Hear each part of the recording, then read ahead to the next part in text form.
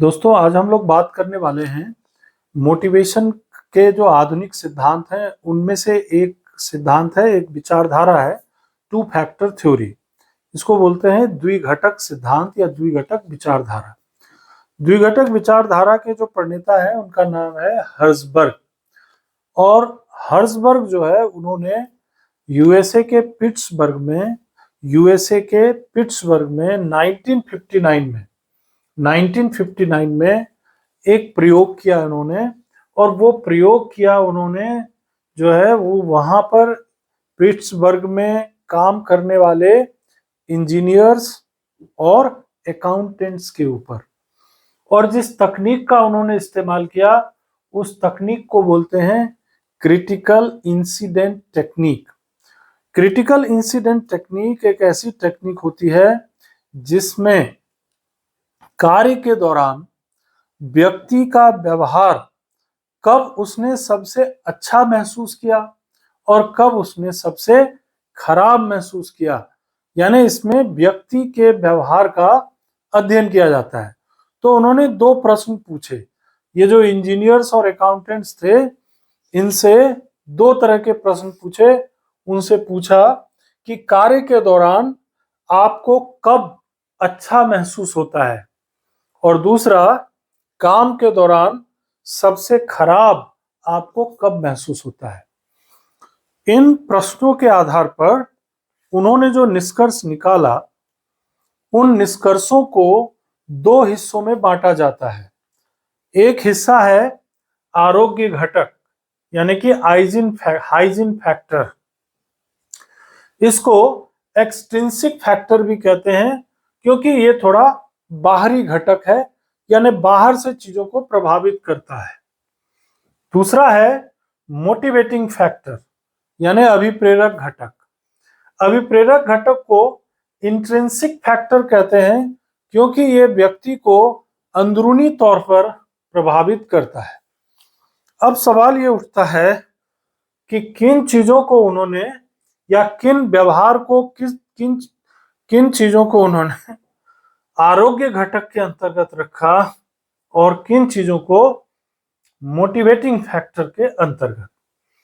तो यहां पर देखिए, आरोग्य घटक के अंतर्गत उन्होंने रखा पर्यवेक्षण यानी कि सुपरविजन को उन्होंने आरोग्य घटक कहा, क्योंकि जो सुपरवाइजर है यानी जो किसी व्यक्ति के काम को सुपरवाइज कर रहा है वो व्यक्ति उसके साथ कैसा व्यवहार करता है, किस तरह से वो उसे आदेश देता है, उससे उसका जो व्यवहार है वो प्रभावित होता है।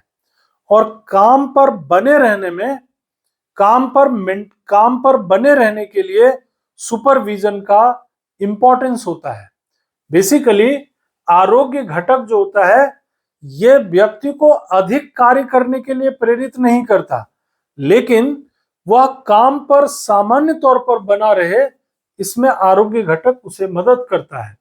तो पर्यवेक्षण हो गया, किसी कंपनी की नीति या प्रशासन हो गया, उस कंपनी की पॉलिसी कैसी है, उसका एडमिनिस्ट्रेशन कैसा है, वो उसके जो नियम कानून है वो कर्मचारियों के किस तरीके के हैं। इन सब चीजों से जो है ये कर्मचारी जो होता है, जो उद्योगों में काम करने वाले लोग हैं और यहाँ पर जो अकाउंटेंट और इंजीनियर जिनके ऊपर प्रयोग किए गए वो क्या सोचते हैं, कार्य की दशाएं, वर्किंग कंडीशन कैसी है ना, तापमान कितना है, टेम्परेचर कैसा है, बैठने की व्यवस्था कैसी है। तो ये कार्य वातावरण जो होता है ये भी प्रभावित करता है और ये हाइजीन फैक्टर के अंतर्गत आता है। लेकिन एक पॉइंट ऐसा है जिसमें थोड़ा कंफ्यूजन भी होता है, जैसे इंटरपर्सनल रिलेशन। अब इंटरपर्सनल रिलेशन यानी कि लोगों के वैयक्तिक संबंध, यानी कि अगर फैक्ट्री या उद्योग या किसी कार्यालय में आप काम कर रहे हैं तो आपके इर्द गिर्द के लोगों के साथ आपके संबंध कैसे बन रहे हैं, आपके संबंध कैसे हैं, किस तरह से आप एक दूसरे से इंटरैक्ट करते हैं, इस पर भी बहुत कुछ निर्भर करता है। और इंटरपर्सनल रिलेशन को हाइजीन फैक्टर के अंतर्गत हर्ज़बर्ग ने रखा।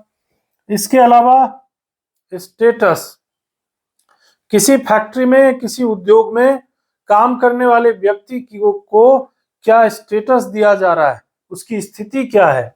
इसके अलावा वेज, तनख्वाह, भत्ता और सिक्योरिटी यानी कि सुरक्षा। ये सुरक्षा, ये वेतन, ये status, interpersonal relation, working condition, policy and administration और सुपरविजन, ये सारा जो है हर्जबर्ग ने अपने प्रयोग के आधार पर कहा कि ये जो घटक हैं ये काम पर बने रहने के लिए जरूरी हैं। जरूरी नहीं है कि इससे उत्पादन बढ़ेगा, लेकिन व्यक्ति अगर काम पर बना हुआ है तो एक औसत दर्जे का आपको हाइजीन फैक्टर उपलब्ध कराना पड़ेगा। दूसरा, अब सवाल उठता है कि तो वो कौन सी चीज है जो उत्पादन को बढ़ावा देता है, यानी व्यक्ति को अधिक उत्पादित करने के लिए प्रेरित करता है। तो वो है उपलब्धि यानी अचीवमेंट। अगर किसी व्यक्ति को उपलब्धि मिल रही है, उसको रिकॉग्नाइज किया जा रहा है, उसकी उपलब्धि को मान्यता दिया जा रहा है, रिकॉग्नाइज किया जा रहा है, एडवांसमेंट हो रहा है, उसकी उन्नति हो रही है, उसको कोई महत्वपूर्ण उत्तरदायित्व दिया जा रहा है, कोई रिस्पॉन्सिबिलिटी दी जा रही है, वृद्धि और विकास, उसका ग्रोथ हो रहा है, डेवलपमेंट हो रहा है, ये सब चीजें मोटिवेटिंग फैक्टर है। मोटिवेटिंग फैक्टर में दो और चीजें हैं, वर्क इटसेल्फ यानी काम स्वयं, यानी कि काम स्वयं भी एक मोटिवेटिंग फैक्टर है, अभिप्रेरक घटक है, या हर्जबर्ग कहते हैं। और इसी वर्क इटसेल्फ के आधार पर जो है हर्जबर्ग ने जॉब एनरिचमेंट का कंसेप्ट दिया, जो बाद में बहुत सारे डिपार्टमेंट में बहुत सारी जगहों पर लागू भी हुआ। जैसे मान लीजिए कोई सेल्समैन है, तो वहां पर क्या किया, सेल्समैन की प्रतिष्ठा को बढ़ाने के लिए उसका पहनावा, उसको बोलने का तरीका, उसको काम को इस तरीके से ग्लैमराइज कर दिया गया कि व्यक्ति उस काम को करने में खुशी महसूस करने लगता है। उसको जॉब एनरिचमेंट कहते हैं।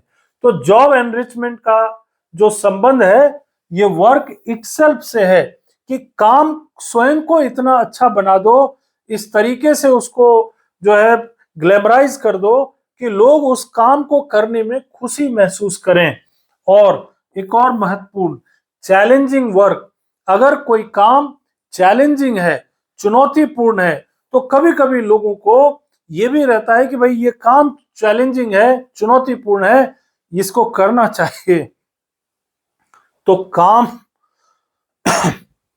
काम स्वयं और चुनौती, काम स्वयं और चुनौतीपूर्ण कार्य, हाँ, वृद्धि और विकास, ग्रोथ और डेवलपमेंट हो रहा है, उन्नति हो रही है, उपलब्धि मिल रही है, मान्यता मिल रही है, तो स्वाभाविक तौर पर व्यक्ति अभिप्रेरित तो होगा ही।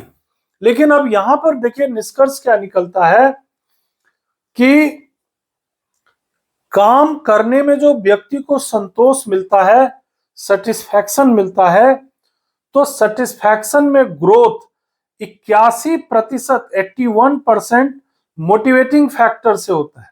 यानी कि व्यक्ति को काम में संतोष तब मिलेगा जब मोटिवेटिंग फैक्टर आपके ज्यादा होंगे, यानी कि एडवांसमेंट होगा, जॉब एनरिचमेंट होगा, रिकॉग्निशन होगा, उपलब्धि होगी, तो ज्यादा व्यक्ति को सेटिस्फैक्शन मिलेगा।